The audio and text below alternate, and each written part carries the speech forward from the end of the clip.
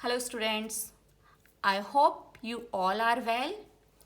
Today I am going to start a new poem from your Beehive book, The Road Not Taken. It means वो road जिसे लिया नहीं गया. It means जिसके ऊपर जो पोएट है वो गया नहीं.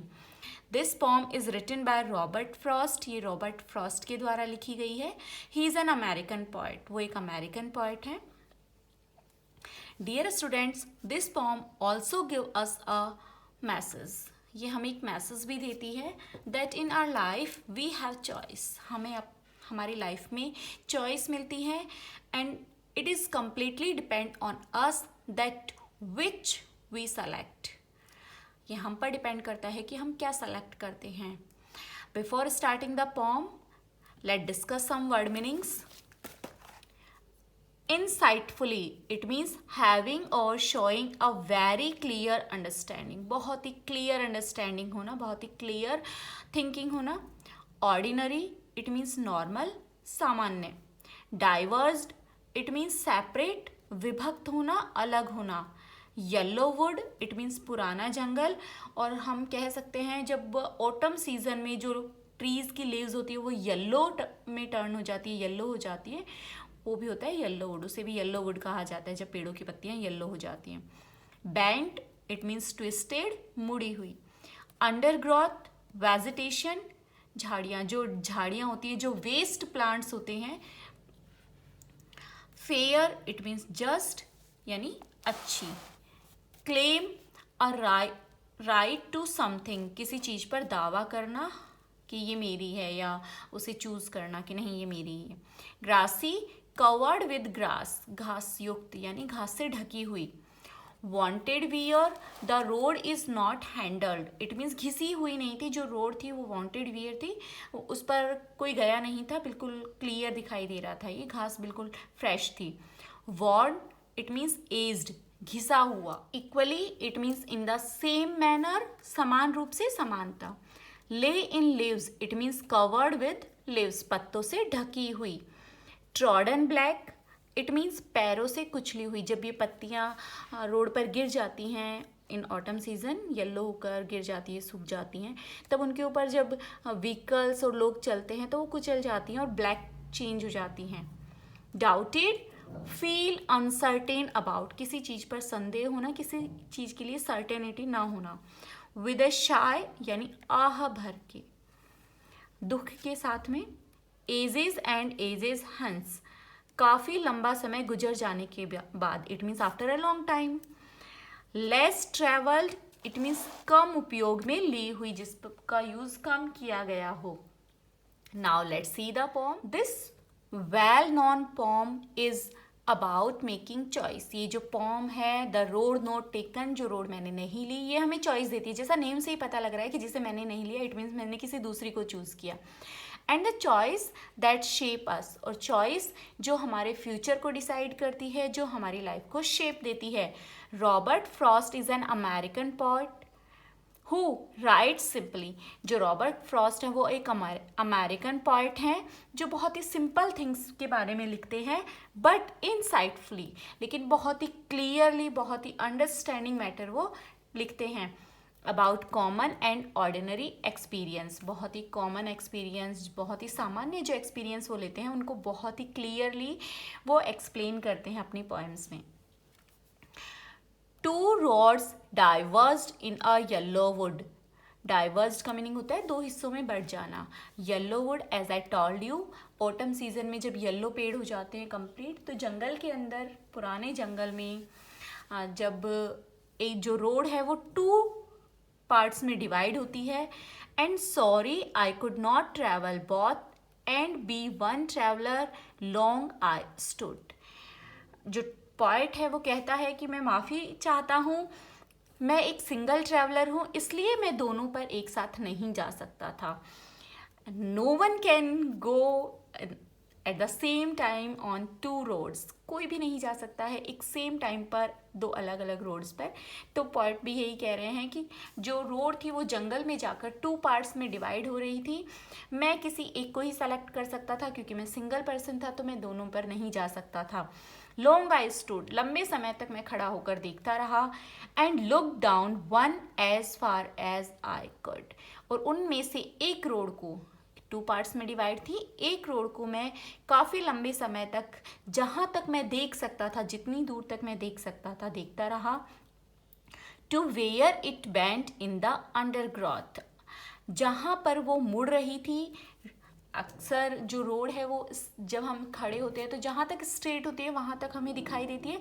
आफ्टर दैट जैसे ही रोड में टर्न आता है हमें दिखाई देना बंद हो जाता है, हमें नहीं पता लगता कि आगे क्या है। और जो अंडरग्रोथ, क्योंकि ये जंगल की बात कर रहा है तो वहाँ झाड़ियाँ, छोटी श्रब्स, ये सब थे।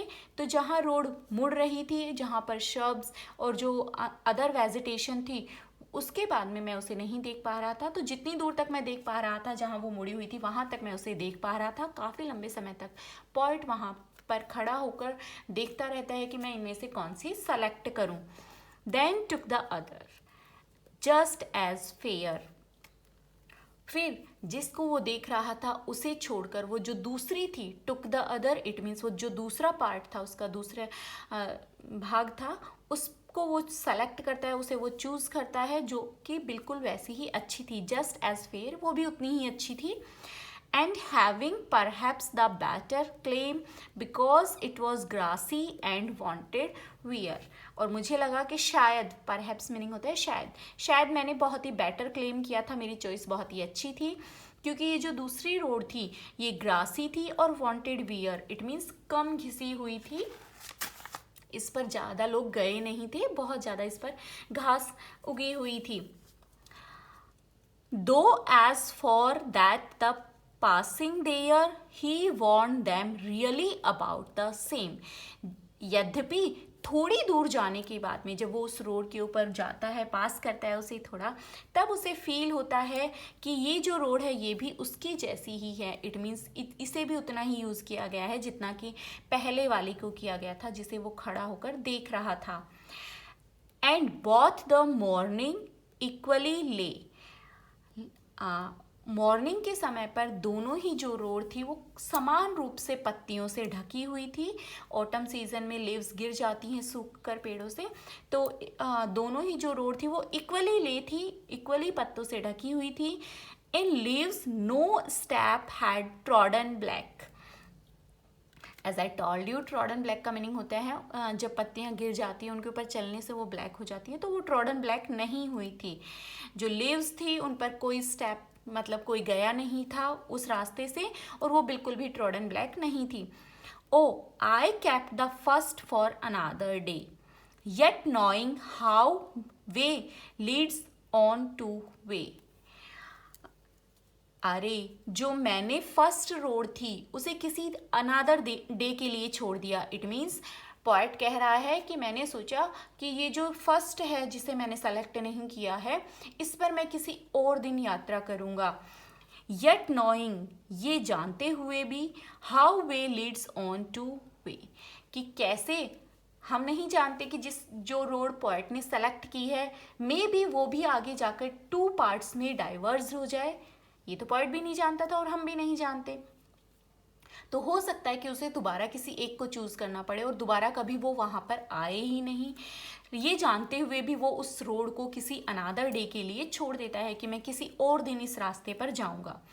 आई doubted if I should ever come back, मुझे डाउट था कि क्या मैं कभी वापस आ भी पाऊँगा इस पर यात्रा करने के लिए, क्या दोबारा मैं इस रोड पर कभी आ पाऊँगा अपनी लाइफ में।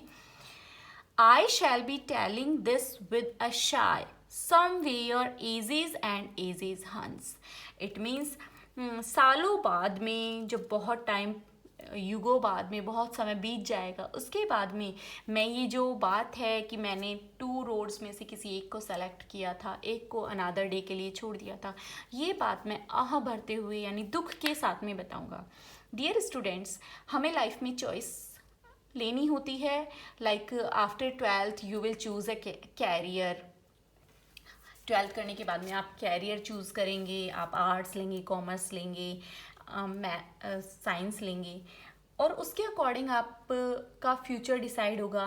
हो सकता है कि आप अपनी लाइफ में बहुत ही सक्सेस हो सकता है जो आपके एम्स हैं वो आप अचीव कर पाएँ, but it may be possible that you become failure. ये भी तो हो सकता है कि आप फेल हो जाएं, तब आपको बहुत ही दुख होगा।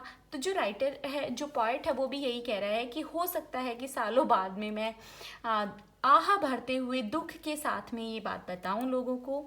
To roads diverged in a wood and I took the one less traveled by, कि दो रोड एक जंगल के अंदर टू पार्ट्स में डिवाइड हो रही थी और मैंने उसे चूज किया जिस पर कम लोग गए थे, जिस पर कम ट्रैवलिंग की गई थी। And that has made all the difference, और उसी ने ये विशाल अंतर ला दिया है। इट मीन्स मेरी लाइफ के अंदर जो मैंने डिसीजन किया था उसी की वजह से इतने डिफरेंस आ गए हैं।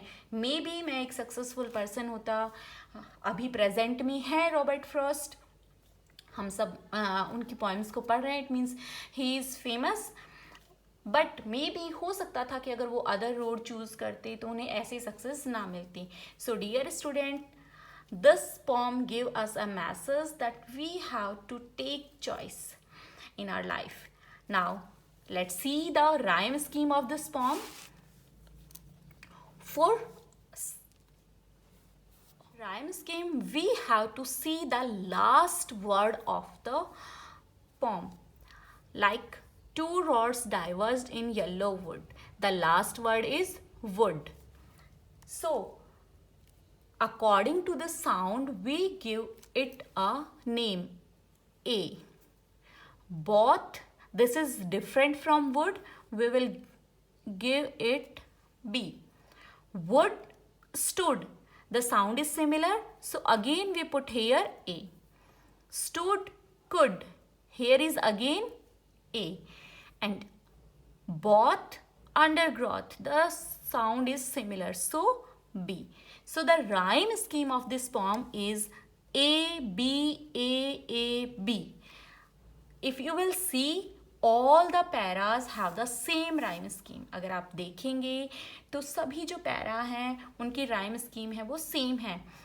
Like fair, A. Claim, B. Fair, wear, there. The sound is similar in these three words. So we will put here A, and A. And claim, same. The sound is similar, so B. Again the rhyme scheme of second para is A, B, A, B. This will remain same till the last para. I hope students you have understand. In our next video we will discuss the summary. Thank you and have a nice day.